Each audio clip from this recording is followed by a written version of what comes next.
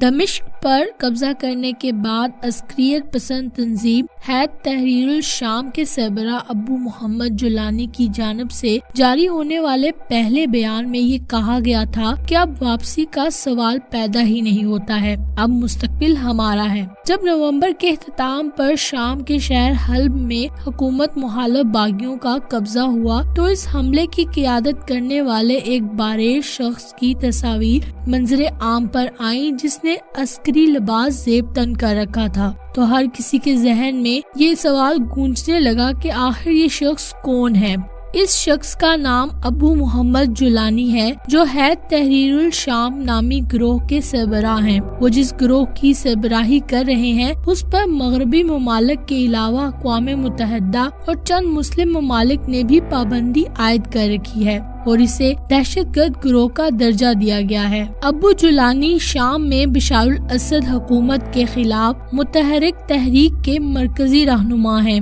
اور اب دمشق کا کنٹرول بھی سنبھال چکے ہیں۔ یہاں تقریباً 30 لاکھ ایسے لوگ آباد ہیں جو شام کی خانہ جنگی کی وجہ سے بے گھر ہوئے اور اسے حکومت مخالف تحریک کا گڑھ سمجھا جاتا ہے۔ تاہم 11 روز قبل شروع ہونے والا اچانک حملہ ابو جولانی کی زندگی کا شاید اب تک کا سب سے ڈرامائی باب ہے، جو شام کی خانہ جنگی کے سب سے پراسرار اور متنازع رہنما ہیں۔ ابو جولانی کا اصل نام، ان کی تاریخ پیدائش، جائے پیدائش اور شہریت کے بارے میں مختلف معلومات موجود ہیں، جس کی وجہ سے ان کی شخصیت کے حوالے سے پر اسراریت میں اضافہ ہوتا ہے۔ اقوام متحدہ کی رپورٹس کے مطابق ابو جولانی 1975 اور 1969 کے درمیان پیدا ہوئے، جبکہ انٹرپول کے مطابق ان کی تاریخ پیدائش 1975 ہے۔ امریکی T V network PBS کو دیے جانے والے ایک انٹرویو کے مطابق ان کا اصلی نام احمد حسین ہے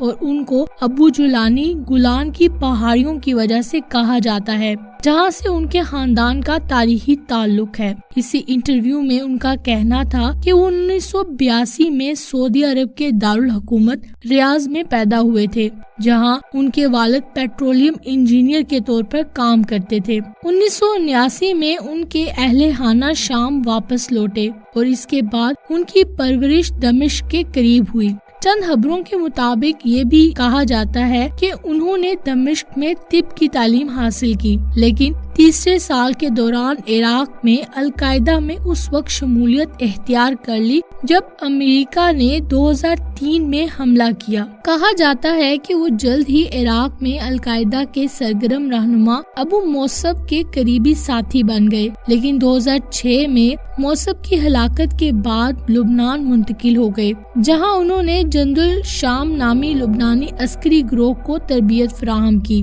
اس کے بعد ان کی عراق واپسی کی اطلاعات موجود ہیں، جہاں امریکی فوج نے انہیں گرفتار کیا اور کچھ عرصہ تک قید میں رہنے کے بعد جب 2008 میں ان کو رہائی ملی تو وہ نام نہاد دولت اسلامیہ میں شامل ہو گئے۔ کہا جاتا ہے کہ انہیں امریکی کیمپ بقا نامی قید خانے میں رکھا گیا تھا، جہاں ان کے نظریات پختہ ہوئے اور مستقبل میں بننے والی نام نہاد دولت اسلامیہ کے رہنماؤں سے تعلقات بھی استوار ہوئے۔ چند رپورٹس کے مطابق الجولانی اگست 2011 میں شام واپس لوٹے اور انہوں نے القاعدہ کی ایک شاخ کھولی جس کا مقصد صدر بشار الاسد کے خلاف جنگ تھا۔ تاہم ایک لبنانی اخبار نے یہ بھی دعویٰ کیا ہے کہ الجولانی حقیقت میں عراقی شہری ہیں اور ان کے نام کی وجہ فلوجہ کا وہ علاقہ ہے جسے الجولان کہتے ہیں اور اس کا تعلق انہی علاقے سے ہے۔ جبل نصرہ نامی اس شدت پسند گروہ کی قیادت سنبھالنے کے بعد اطلاعات کے مطابق الجولانی کی ذاتی معلومات کو اتنا خفیہ رکھا گیا کہ گروہ کے اکثر اراکین تک اپنے سربراہ کے بارے میں کچھ نہیں جانتے تھے۔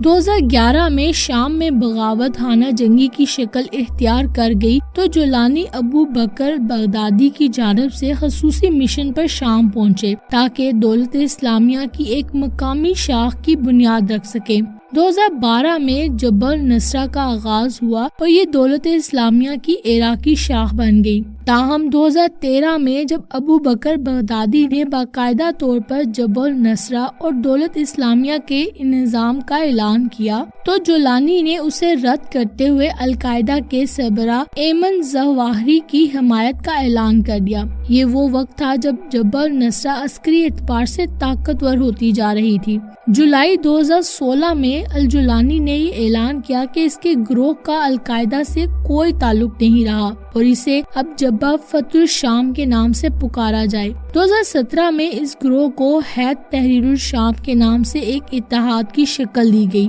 جس میں دیگر تنظیمیں بھی شامل ہو گئی تھیں اور اس کے سربراہ جولانی تھے۔ اس تنظیم نے مقامی سطح کے مسائل کو زیادہ ترجیح دی اور 2021 میں الجولانی نے امریکہ کے ادارے PBS کو انٹرویو میں کہا کہ انہوں نے القاعدہ کے عالمی جہاد کے نظریے کو ترک کر دیا تھا اور اب ان کا مقصد شام میں بشار الاسد کی حکومت کا خاتمہ اور ملک میں اسلامی نظام قائم کرنا ہے۔ اس انٹرویو میں جولانی نے یہ بھی کہا کہ ہم القاعدہ میں تھے تب بھی یورپی یا امریکی اہداف کو نشانہ بنانے کے خلاف تھے، ہم نے ایسا کبھی نہیں کیا۔ انہوں نے کہا کہ ہیئت تحریر الشام کو دہشت گرد گروہ کا درجہ دینا غیر منصفانہ اور سیاسی فیصلہ تھا۔